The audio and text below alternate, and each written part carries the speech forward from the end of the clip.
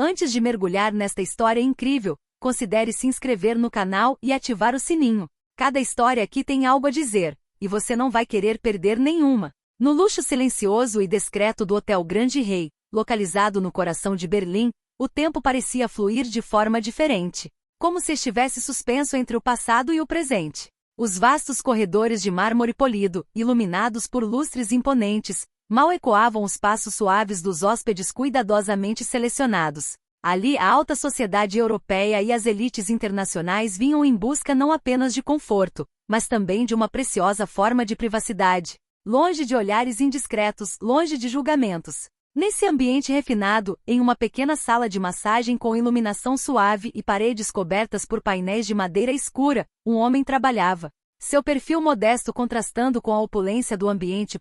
Ivan Petrov estava na casa dos 30, com um rosto marcado pela simplicidade, quase comum, e olhos que misturavam cansaço e resignação. Seu toque, às vezes descrito como mediano pelos colegas, e até mesmo por alguns clientes, nunca brilhou com originalidade ou exclusividade. Ivan não era o mais talentoso nem o mais requisitado. Ele passava despercebido entre os outros massagistas do Grand Koning, muitas vezes ofuscado por aqueles cuja reputação chegava até mesmo aos jornais da cidade. Os críticos silenciosos do hotel o consideravam nada mais do que um mero funcionário. Não era a mediocridade que o definia, mas a falta daquele algo que alguns pareciam possuir. Nascido em uma remota aldeia siberiana, Ivan cresceu sob o peso de um passado pesado e silencioso. Órfão na infância, não conhecera nem a gentileza de uma família nem a segurança de um lar estável. Esse vazio o levará a buscar refúgio no aprendizado da massagem, uma arte que descobrira quase por acaso. Seu único guia era Klaus Weber, um renomado praticante alemão, tanto um mentor severo quanto uma figura paterna substituta.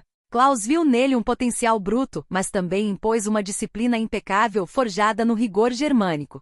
Sob a tutela rigorosa de Klaus, Ivan aprenderá muito mais do que técnicas de massagem. Aprenderá paciência, precisão e rigor, mas nunca conseguirá desvendar o mistério que distinguia um massagista habilidoso de um verdadeiro mestre. O próprio Klaus possuía esse dom único, esse toque quase intuitivo, capaz de acalmar o corpo e a alma. Ivan, apesar de seus melhores esforços, sempre se sentia em sua sombra, um discípulo condenado a permanecer no mundano. Naquela noite de outubro, um vento frio varria as ruas de paralelepípedos de Berlim, enquanto folhas mortas rodopiavam sob os postes amarelados.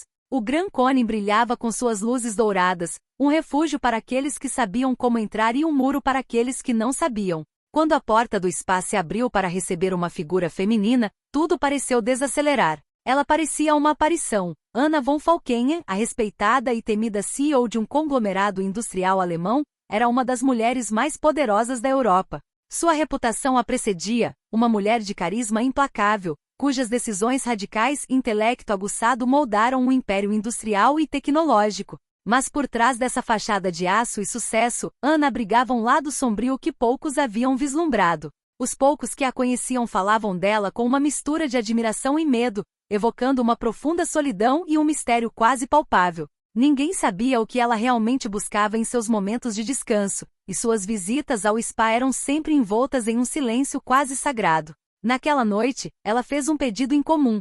Ela queria que fosse Ivan que a massageia.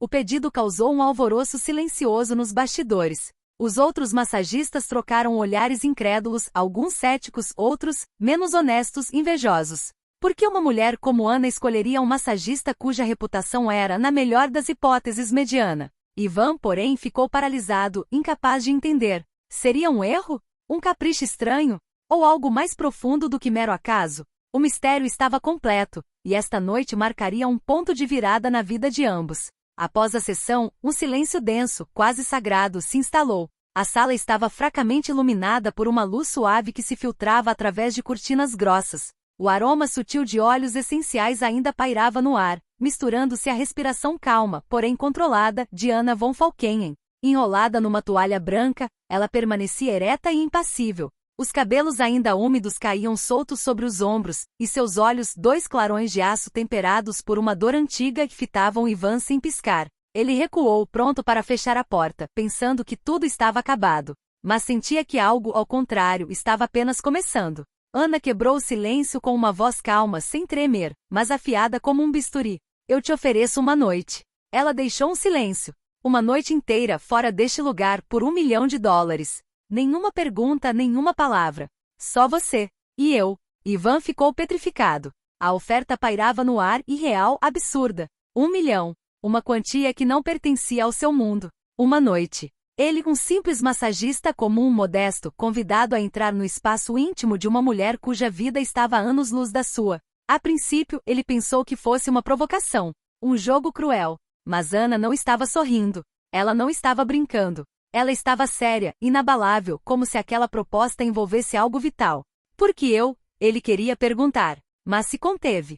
Viu nos olhos dela que qualquer pergunta seria inútil. Ela não exigiria explicação nem justificativa. Ele sentia que por trás daquela proposta indecente escondia-se uma dor, uma tensão silenciosa, uma necessidade muito mais antiga que o desejo. Ele poderia ter recusado. Ele poderia ter ido embora. Mas algo dentro dele, uma intuição crua, um instinto que vinha de uma parte esquecida do seu ser, o impeliu a aceitar. Sem dizer nada, ele assentiu. Eles saíram do hotel por uma saída dos fundos. Um carro os esperava, preto, discreto, sem motorista. Ana assumiu o volante, concentrada, silenciosa. A viagem foi longa, passando pelos bairros ricos de Berlim e depois virando em direção a uma propriedade isolada à beira de uma floresta, onde o barulho da cidade se dissipa e as memórias tomam a forma de ecos. A casa era antiga, cercada por pinheiros com janelas altas e arquitetura austera. Lá dentro, tudo era sóbrio, quase austero.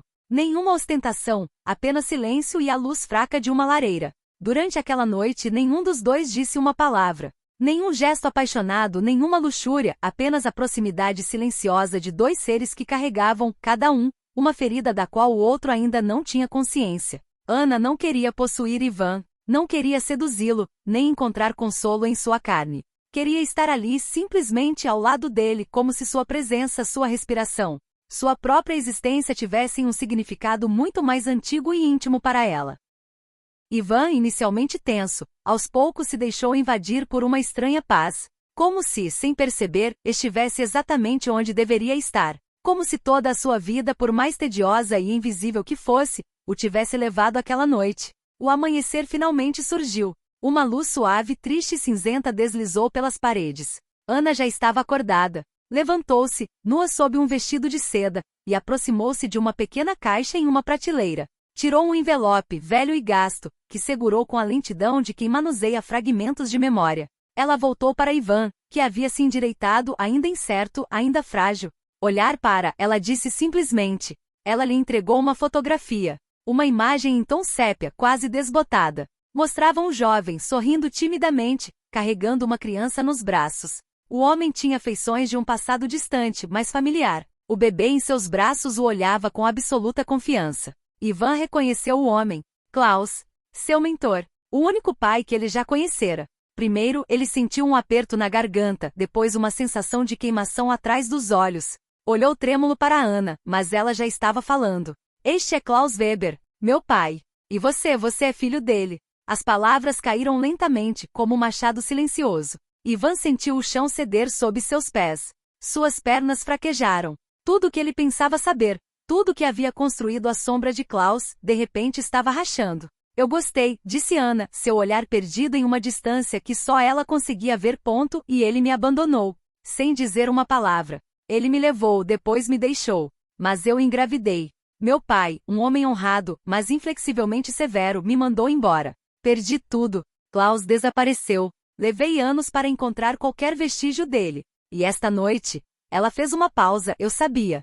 Eu senti isso nos seus gestos. No seu silêncio. Você é o filho que ele criou sem nunca me dizer. Ivan não sabia o que dizer. Seu coração batia acelerado. Não sentia alegria nem raiva, mas uma tontura existencial. Finalmente entendeu por que Ana o escolhera. Porque ela não queria perguntas nem explicações. Ela não estava procurando um homem. Ela estava procurando um fragmento de si mesma. Uma resposta ao seu próprio ferimento. E talvez um perdão silencioso.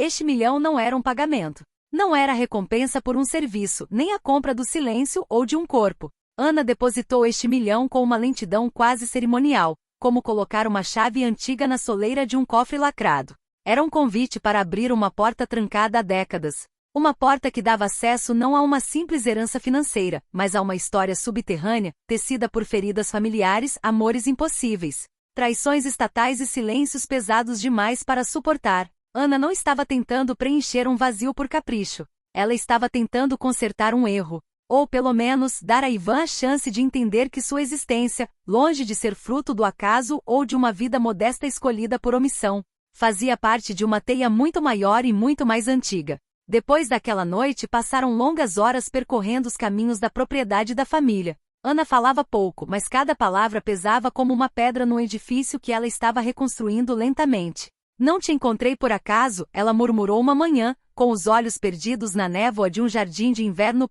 Procurei por anos. E rezei para que você não tivesse sofrido muito com o nosso abandono. Você nasceu em uma tempestade que ninguém queria acalmar. Klaus queria te proteger. Ele pensou que se te levasse embora você teria uma chance de liberdade. Ele estava errado. Ana contou-lhe as complexas ramificações da história deles, como Klaus Weber, um brilhante pesquisador que se tornou conselheiro secreto do governo, fora forçado a desaparecer após se recusar a participar de um programa clandestino de vigilância. Como nos bastidores de um Estado disposto a fazer qualquer coisa para proteger seus interesses, o amor deles fora visto como uma ameaça. E como após o desaparecimento dele, Ana fora monitorada e depois silenciada. A criança que ela carregava fora declarada natimorta. Um erro ou uma mentira, ela nunca soubera. E ela nunca havia parado de procurar. Este milhão, ela sabia, não repararia o vazio daqueles anos roubados.